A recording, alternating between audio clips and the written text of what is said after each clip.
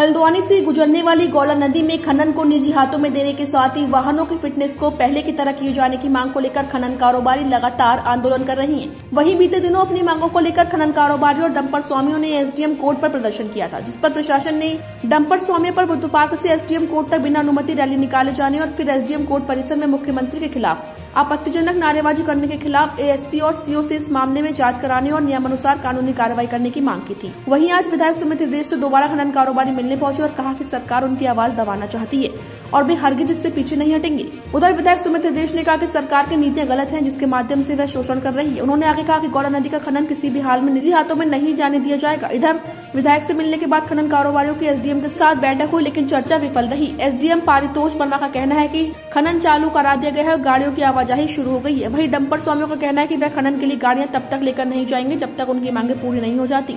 इस मौके पर बीजेपी नेता व मंडी परिषद अध्यक्ष अनिल कपूर डब्बू ने कहा कि खनन कारोबारियों की मांगे गलत हैं और उन्हें विपक्षी भड़काने का कार्य कर रहे हैं, जबकि इससे किसी को कोई नुकसान नहीं है। देखिए, इस समय सरकार जो है बहुत बुरी तरह हावी है। मेरे को तो इनको देख के हंसी आती है, इनके क्रियाकलापों को, इनके कामों को देख के। एसडीएम साहब शीश महल गेट में जाते हैं और जो है हमको यहाँ बैठक में बुलाते हैं और अपना शीश महल गेट जा रहे हैं। वहाँ ज़बरदस्ती गाड़ी वालों को, जो गाड़ियाँ वहाँ पर रेलवे के लिए 50 गाड़ियाँ चलाई थी, उनसे कहते हैं स्टोन क्रेशर में माल डालो। और उसके बाद एसडीएम साहब यहाँ हमें वार्ता करते हैं, वहाँ फोर्स भेज देते हैं शीश महल गेट में, और उसके बाद कहते हैं कि हमने गेट खोल दिया। जब गाड़ी मालिक जो है जाना ही नहीं चाह रहा, करना ही नहीं चाह रहा है, इनके ठेकेदारी प्रथा को देखते हुए ये ज़बरदस्ती गेट खुलवाने के मूड में है। या तो ये अपना कॉरम पूरा कर रहे हैं गेट खोलने के बाद।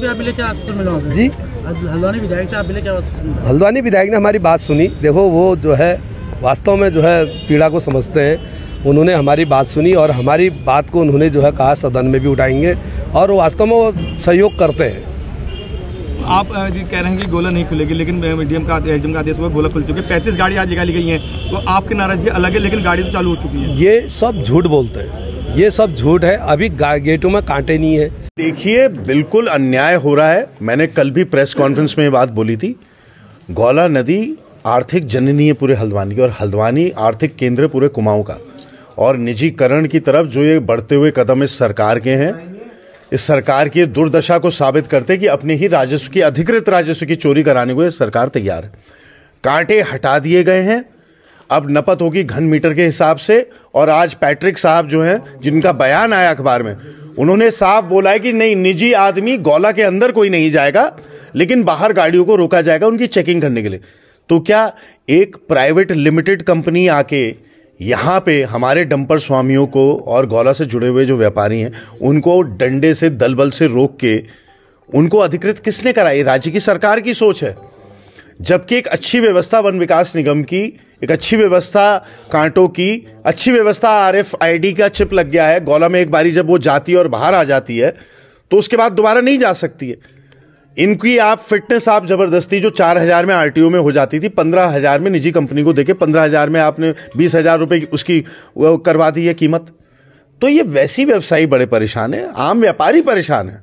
और एक डंपर से मेरा मानना है कम से कम 20 लोग जुड़े हैं। अगर एक गौला का डंपर है, उससे 20 लोग डायरेक्टली इनडायरेक्टली जुड़े हैं। अगर 10,000 की संख्या में आप गुणा कर लें तो 2 लाख से ज़्यादा लोग प्रभावित होने वाले हैं इनकी निजीकरण की वजह से। तो यह हमें कतई स्वीकार नहीं है। हम चाहते हैं कि व्यवस्था वापस ऐसे लौटे कि फिटनेस दोबारा RTO ऑफिस से करा सके। हम चाहते हैं कि GPRS इनके यहाँ ना लगे, क्योंकि कोई फायदा नहीं है उसका जब RFID लगा हुआ है और केवल परिधि वही है कि गौला के अंदर ही खनन होना है, ये गाड़ी या डंपर कहीं और नहीं जा रहा है। तो GPRS चिप लगाने की कोई आवश्यकता नहीं। 15,000 रुपये का वो आप इन पे खर्चा ठोक रहे हैं। तो ये तो सरकार जो है, सरकार निजी हाथों में गौला को देने का षड्यंत्र रच रही है। इसमें कोई ये भ्रामिक प्रचार मैं नहीं कर रहा हूं, या मुझे कोई सनसनीखेज खबर देने का शौक नहीं है। ये जो जानकारियां प्राप्त हो रही है, संकेत देनी है। इतनी बुद्धिमत्ता इन लोगों में भी है। पुराने आंदोलनकारी लोग हैं, गौला से जुड़े हैं।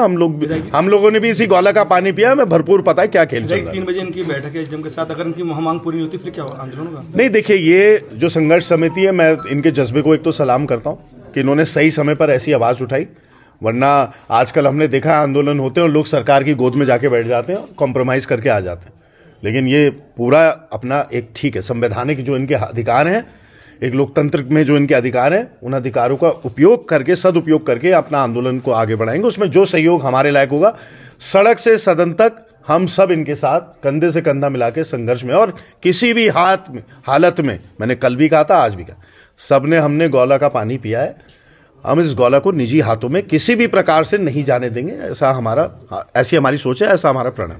आरोपों का तो जवाब दे नहीं सकते। उनके समय में क्या क्या हुए, अच्छे काम किए होते दोबारा सरकार नहीं आ जाती।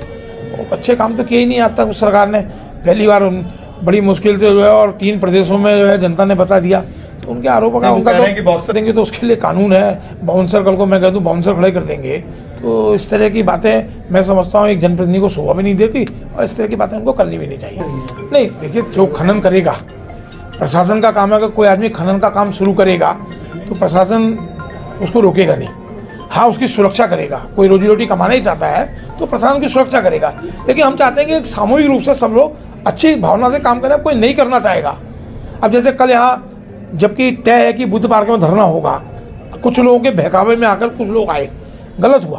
अब प्रशासन का अपने भी काम होते हैं ना। प्रशासन ऐसा थोड़ी कि हर जगह ये है कि प्रशासन सहयोगी के रूप में है, लेकिन ये भी नहीं है कि साहब शहर का जनजीवन अस्त व्यस्त हो जाए, लोग अस्त व्यस्त हो जाए। तो गांधी के देश में अपनी बात रखने का अधिकार है, लेकिन अधिकार का दुरुपयोग ना हो, इसलिए हम सब लोग सहयोगी के रूप में काम कर रहे हैं। नदी को चालू कर दिया गया वन निगम द्वारा। 2 गेट हमारे तैयार हो गए हैं, शीश महल वाला और राजपुरा का। शीश महल से आज कुछ गाड़ियां निकली हैं और कल से हम राजपुरा का भी स्टार्ट करने का प्लान कर रहे हैं।